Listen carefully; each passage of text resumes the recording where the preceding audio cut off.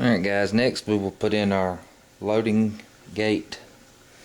It goes inside the receiver in a little channel like so, and you have a teeny little screw that goes and holds it into place.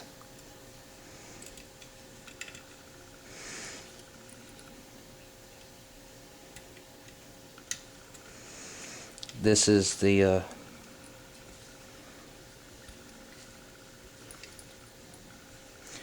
part where most people, if they have feeding problems from feeding, where they get the Marlin jam, this is why. It's because this will be loose or out of place.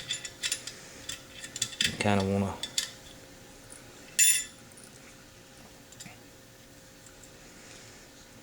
let me show you a little bit better.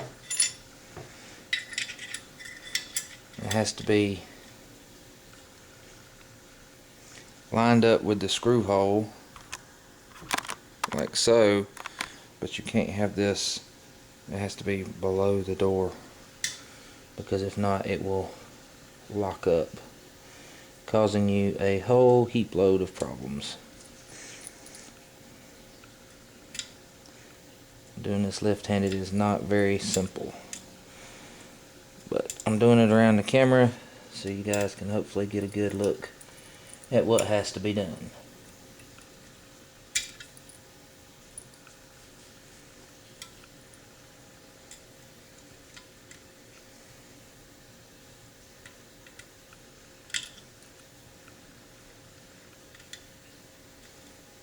This is the screw that needs to remain snug. If you have feeding issues with your firearm, with this is the main problem, is if this screw is not snug, a lot of times it'll work itself loose.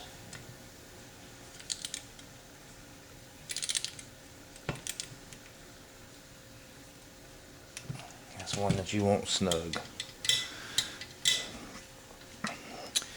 Alright, that's the loading gate loaded in. On to the next step. Alright guys, the next step we're going to do is we're going to put in our Rucker. This is what actually picks up the, when you raise the lever out, at the shell actually comes out in this and it lifts it up into the chamber. But you have to sit it down forward in front of the loading gate like so, and it should just drop into place like this, and then you will just line it up with your screw hole.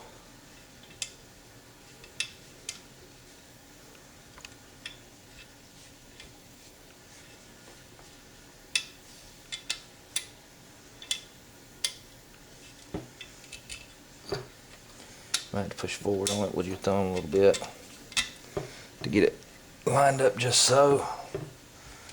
And you just take and snug up your screw.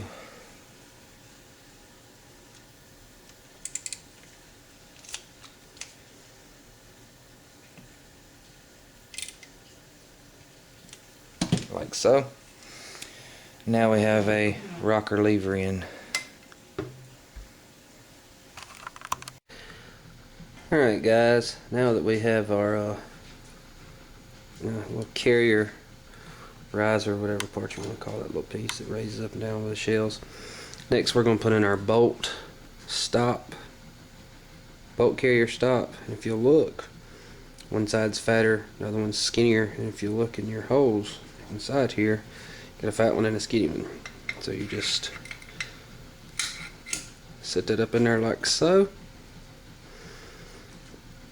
If you can see a good view of that, just pops down in there like that. And then we're gonna take out our housing screw and drop it down into action. Always is fun. Then we're gonna put in our bottom plate, and this one is a real snug fit.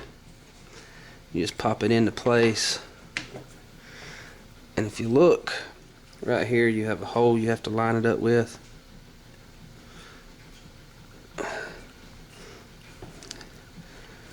And a lot of times it don't want to go just right. That's why you always have your non-marring hammer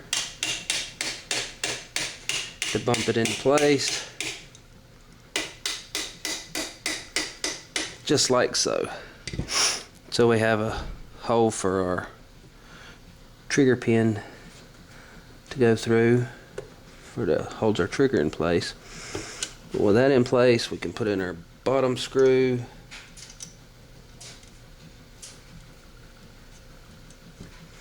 and we can put in our side screw.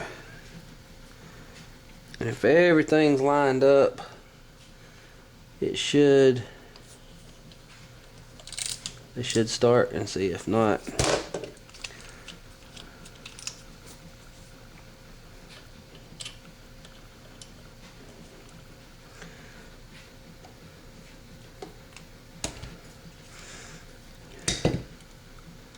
Might have to give her a little wrap.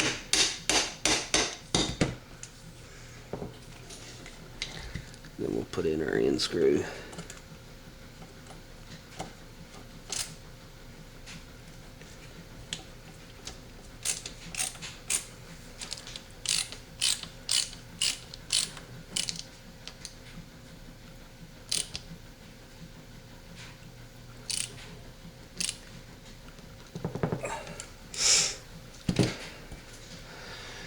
Alright, now we will take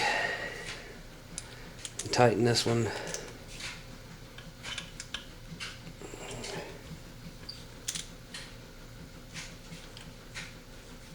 into place.